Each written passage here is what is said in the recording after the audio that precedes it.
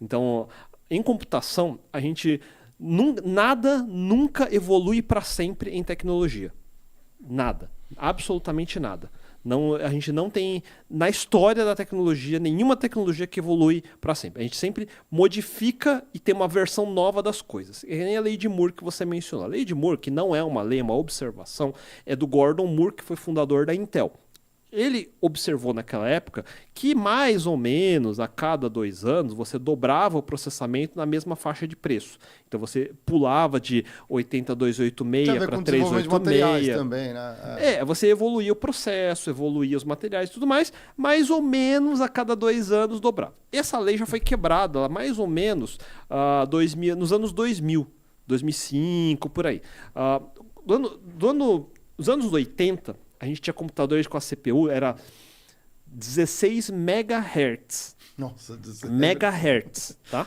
Aí a gente foi para 33 MHz, esse era o 386. A gente foi para 66 MHz no 486. A gente foi para 100 MHz no Pentium. Você vê que está evoluindo rápido, né? 16, 30, 60, 100. Aí do Pentium, aí tem o Pentium MX, 100 para 133, para 200 MHz, 300 MHz. Aí você tinha os AMD Athlon com 400 MHz. Aí, ou seja, dos anos 80 até os anos 90, eu fui de 10 para 400. Olha essa diferença. No ano 2000, a gente atingiu o 1 GHz, que é 1000 MHz. Então, assim, a gente aumentou 100 vezes, né, nesse período curto de 20 anos. E se a gente estivesse seguindo nessa mesma linha, e 1 GHz foi no ano 2000, agora a gente já devia estar no 2000 GHz. Né? Mas a gente não seguiu assim. A gente continua. Tem muito, sabe, Raspberry Pi da vida tá no 1 GHz ainda. É verdade. Os seus CPUs mais potentes, um AMD Ryzen 9 7950, chorando, consumindo toda a energia da represa, ele chega lá nos 4,5 para 5 GHz. Então, em termos de gigahertz, dos anos 2000, 24 anos depois, a gente foi só 5 vezes, não foi 100 vezes. O que mudou nesse período? A gente mudou a arquitetura dos computadores, a gente passou a ter multicore. Então, em vez de ter uma CPU que evolui sozinha 100 vezes, eu passei a adicionar várias CPUs em paralelo. Quadricore, aquelas coisas todas. Que começou na época dos dual-core, quad-core. Hoje em dia, qualquer celular porcaria tem 8 cores. O meu PC mais de casa, o mais potente, que é o 7950, ele tem 16 cores, 32 threads que podem rodar em paralelo. Então é como se eu tivesse 32 computadores num só. Não tem perda de energia, com consumo de energia também? Aumenta pra caramba o consumo de energia, 32 vezes. Aí não cai a performance por conta disso também? Sim. Então o maior problema que a gente tem hoje em dia é justamente saber usar de forma mais eficiente essa energia. Então, tudo que sai em calor é desperdício. Então, se está esquentando, a energia não gasta. Então, a maior parte da energia que eu gasto, na verdade, ela é desperdiçada hoje. Seja em CPU, seja em GPU, por isso que esquenta para caramba. Calor e barulho. Esquenta tanto que a gente está evoluindo, a gente passou de nada, então CPU barata, lenta, que eu não preciso de pico de performance, eu não preciso de cooler, eu não preciso de dissipador. Então, um Raspberry Pi não precisa, a menos que eu puxe no emulador muito foda ali, mas normalmente não precisa. Agora, se eu pegar um Ryzen, um Mac M3, qualquer coisa do tipo, a gente já começa a falar em tecnologia do tipo metal líquido, câmara de vapor, câmara de vácuo, vapor chamber, que é a câmara de vapor, na verdade. Então, a gente está evoluindo na tecnologia de dissipação de calor, porque solta muito calor mesmo. O ponto que eu quero chegar é a gente tá evoluindo essas tecnologias de hardware e as IAs agora chegaram num ponto que a gente tem hardware para fazer coisas desperdiciosas. A maioria das CPUs hoje em dia, ela tem um monte de core que a gente não usa. Na verdade, a verdade é essa. E as GPUs também a gente usa para game e tudo mais. Então a gente está começando a criar novos usos para essas IAs. E aí, para esses hardwares. E IAs são uma delas. IAs hoje são muito pesadas para rodar, mesmo assim. Então, uma boa IA, ela precisa de hardware pesado para rodar. Até agora tá o marketing, o hype das IAs, a Intel, a Microsoft, a AMD tem feito notebooks com IA. Não sei, tem os novos notebooks Microsoft Copilot agora. E a AMD tem os Ryzen AI. Então você tem os Ryzen 9 AI 370, 365 são os modelos. E o que são isso? Você tinha CPU, você tinha GPU e agora você tem NPUs. Então a ideia é que você não precisava ter. É da mesma forma que você não precisava ter GPUs. CPUs fazem tudo. Só que GPUs, eles são muito melhores para processar gráficos em paralelo. Aí eu livro a CPU de fazer esse processamento. E da mesma forma, a GPU é muito boa para rodar modelos de redes neurais.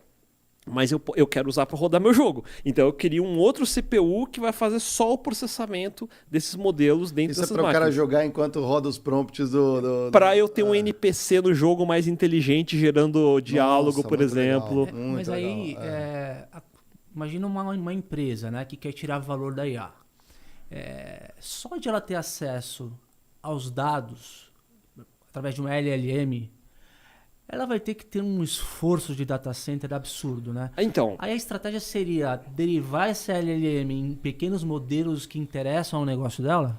Então, aí deixa eu explicar como é que... Agora vou ter que entrar num detalhe mais técnico mesmo. Todo mundo pensa que é treinamento. Não necessariamente é treinamento, tá? Então, como que funciona? O modelo do ChatGPT, ele é treinado, saiu recentemente uma estimativa que a gente não sabe se é verdade ou não. Nada da OpenAI é aberto, tá? Tem que entender esse ponto. Qualquer coisa que qualquer um diga, nós estamos especulando, observando de fora o comportamento, sabe? Então, não tem como saber de fato o que está rodando lá dentro. Existem outras empresas que fazem coisas parecidas com a OpenAI. A própria Meta, por exemplo, tem iniciativas de LLM, outra, Anthropic tem outra, Mistral, tem várias empresas no mundo fazendo isso, o equivalente. Então, como eles se comportam parecido, a gente assume que a OpenAI faz parecido também, sabe? Então, quando você treina, leva 5 bilhões de dólares de data center e horas de processamento e energia para gerar uma nova versão de modelo de ChatGPT, que gera texto. O que é esse modelo? Esse modelo é como se eu pegasse todos os petabytes e terabytes de texto e eu convertesse esse texto de uma forma matematicamente manipulável, tá? Eu falei esse palavrão no Flow outro dia, eu não expliquei. Eu falei que o modelo de um ChatGPT, ele é um banco de dados multidimensional de vetores. Isso é uma merda de explicar desse jeito. Não, tô conseguindo imaginar aqui. É porque assim, você consegue imaginar duas dimensões. Tá falando com 2 engenheiros, a gente sabe o que é vetor, mas vamos lá, a galera em casa ali. Duas dimensões vocês sabem, né? O xzinho e o yzinho, certo? É isso aí. 3 dimensões você coloca um Z. Isso. Agora imagina 100 mil dimensões. Imagina entendi. 1 milhão de dimensões. Ou seja, mais vetores ali. Isso. Por que eu falo vetores, tá? Eu consigo converter... Como é que pega eu pego um textão e eu quebro esse texto no que a gente chama de tokens. Você já deve ter ouvido essa palavra de tokens nos OpenAI. Token não é sílaba, token não é palavra, tokens são trechos de palavra. Aí não vale a pena explicar muito mais em detalhe, mas enfim, é a normativa técnica de como eu chamo um pedaço de uma palavra. E eu consigo converter esses tokens em representar como vetores. Vetor é basicamente como essa caneta aqui. Ela tem um ponto de início, ela tem um comprimento e tem uma direção. Isso. E aí, dentro de um espaço bidimensional, ela pode fazer isso aqui. Certo? No espaço tridimensional, ela pode fazer para qualquer dessas direções. Agora, o interessante é a forma como eu represento cada um desses tokens, eu posso ter múltiplos deles, certo? Então, é assim que um Google funciona. Como é que ele tem relevância no Google? É porque eu represento todas as palavras como vetores, eu procuro, entre aspas, vamos dizer assim, os mais próximos, que são os mais relevantes. Que passa naquela dimensão que tem a mesma orientação. Que está Entendi. próximo dele. Inclusive, isso chama-se similaridade de cosseno. É porque eu vou fazer produto escalar desses dois vetores para descobrir isso. E a galera que não gosta de matemática, hein? Fudeu. E essa representação nesses modelos são tantas que são milhões de usar os parâmetros diferentes para gerar esses modelos multidimensionais. Eu processo de tal forma que esses vetores eu posso inclusive operar neles. Eu esqueci agora o exemplo exato, mas é como se eu pegasse, por exemplo, sei lá, rei menos homem mais mulher, ele consegue chegar em rainha. Eu consigo fazer uma operação assim, entendeu? Então, imagina que eu tô... O processamento é converter esse tanto de texto nesses vetores e posicionar eles dentro desse modelo multidimensional. E são multidimensionais porque são milhões de dimensões. Porque são milhões de categorias, não é só categoria gênero, são milhões de categorias. Categoria cor, categoria local, combinam, categoria... Né? Isso. E como... metadado, não? Oi? É como se fosse um metadado? Então, é como se esses metadados estivessem representados dentro desse posicionamento. E a combinação deles fosse dando o que faz sentido estar perto e tudo mais. Então, quando eu vou digitando um prompt, ele converte esse prompt também nesses vetores, usando a parametrização. O que isso significa? Eu posso representar a palavra do jeito que eu quiser, é arbitrário. Eu posso falar que a partir daqui é o número 1, para lá é o número 2,5, para cá é o número 3. Mas eu posso... Agora, para fazer sentido, eu tenho que calibrar que todas as palavras estejam dentro desses mesmos parâmetros, vamos dizer assim. É difícil de explicar visualmente, mas... Imagina que eu tenho que calibrar essas palavras. Esse é o treinamento, né? Agora, uma vez que eu tenho esses modelos calibrados, agora eu posso pegar um prompt e também transformar esse prompt nesses vetores. E agora, gerar a resposta é pegar esses vetores e começar a fazer essas operações dentro desse modelo multidimensional. Quando você fala calibrar, é aonde entra o fator humano do pessoal lá brincando nos prompts.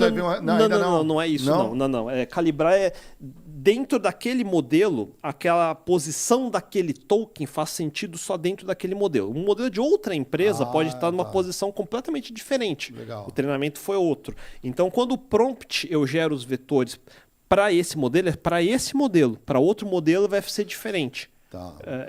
Então, eu estou convertendo o meu prompt nesses vetores. Vamos falar assim, nós três, vamos montar uma empresa que tem como solução uma IA.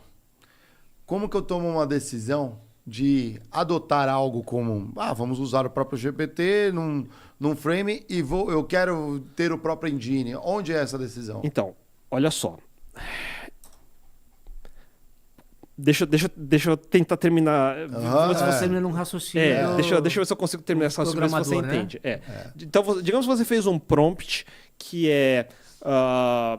qual foi a passagem do Rei Lear de Shakespeare que ele fala a palavra tal? Aí o ChatGPT ele vai buscar no treinamento dele, ele vai procurar dentro desse modelo, isso a probabilidade depois desse texto é ir nessa direção, e ele vai completando essa sua pergunta. Quando ele te responde, ele não está te respondendo. É isso que eu estou falando. Ele pega o seu prompt, a sua pergunta, e ele continua o seu texto. É que a continuação do texto, ele é uma resposta. Generativo, Então, ele está pegando todas aquelas palavras que você digitou, Rei Lear, Shakespeare, trecho, tal, e dentro daquele modelo, ele vai achando as probabilidades da próxima palavra a partir daquela combinação, tá? Perfeito. Só que aí é óbvio, se você pede coisas que são de domínio público, como um texto de um Shakespeare, provavelmente ele estava no treinamento, então é por isso que o ChatGPT consegue te responder. Coisas que não estavam, então, por exemplo, o ChatGPT 1.0, quando saiu, ele já falava, eu não consigo dizer nada depois de 2021, alguma coisa do tipo. Isso aí. Lembra? Até te dava essa resposta mesmo, então não adiantava. Hoje em dia, as versões novas conseguem. O pegar... 4, né? Elas conseguem. Sabe como é que ela faz isso? Então, quando ela não acha, e ela ela é treinada para agora detectar, não acho e não vou te responder aleatoriamente, falar, a probabilidade da próxima palavra é muito baixo, vamos dizer assim, então dá um gatilho, aí eu executo um programa, que é o que a gente chama de agentes hoje em dia, que consulta, sei lá, no Bing, no Google, porque você pode perguntar, o que foi que, sei lá, Kamala Harris disse no último discurso de sua campanha no final de julho de 2024? Não vai estar no treinamento do ChatGPT. Mas aí ele pode procurar no Google, achar essa notícia, pegar o texto, transformar esse texto também em vetores, e agora ele tem esses vetores para complementar o seu prompt, a sua pergunta. Entendeu?